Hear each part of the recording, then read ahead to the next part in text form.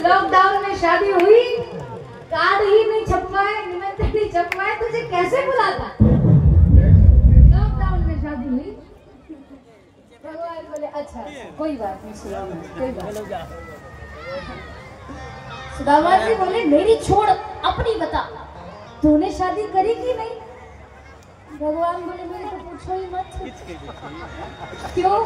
अरे बोले ये जितनी बैठी है ना ये सब मेरी पत्नी है।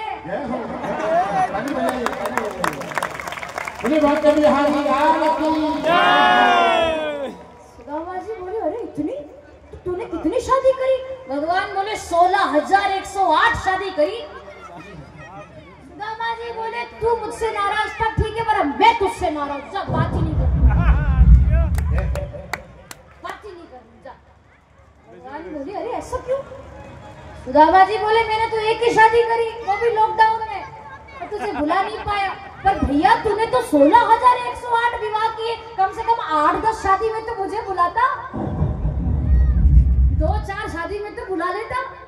भगवान बोले मुझे ही पता नहीं चला मेरी शादी कब हो गई, मुझे ही पता नहीं चला।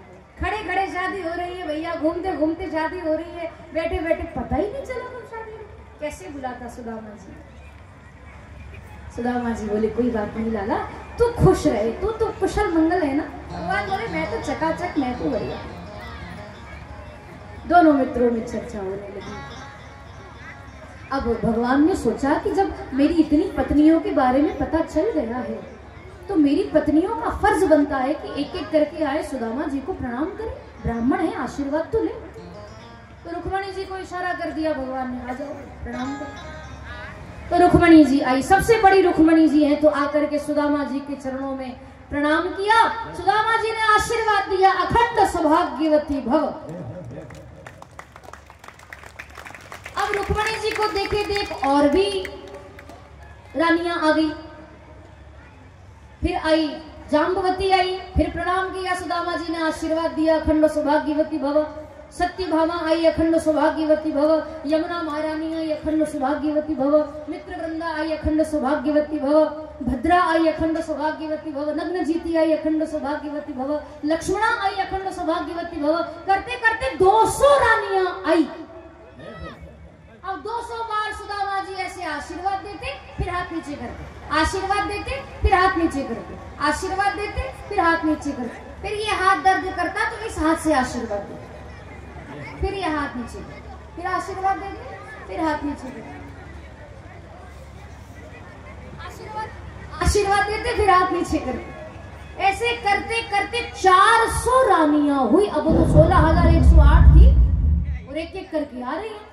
तो जब 400 रानियां हुई,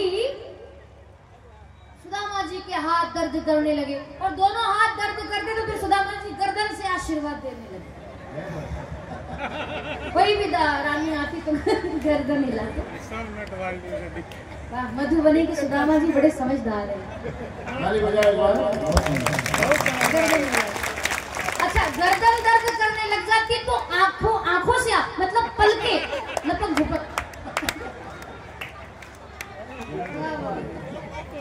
पलकों से आशीर्वाद देते, ऐसे ऐसे।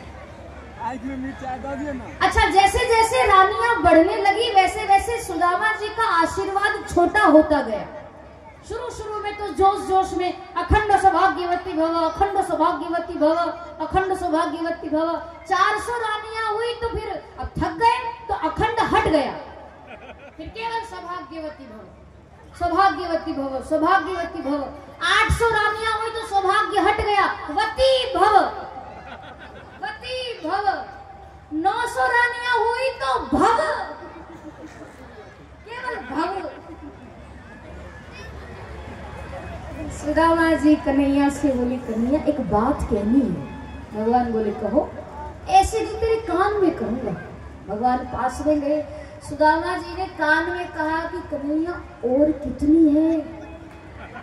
भगवान बोले 16,108 है, ये तो 900 ही हुई है। सुदामा जी बोले ये अपनी है कि आस पड़ोस के मोहल्ले की भी आ गई? भगवान बोले सब अपनी है, सब मेरी है, सब अपनी पत्नी है।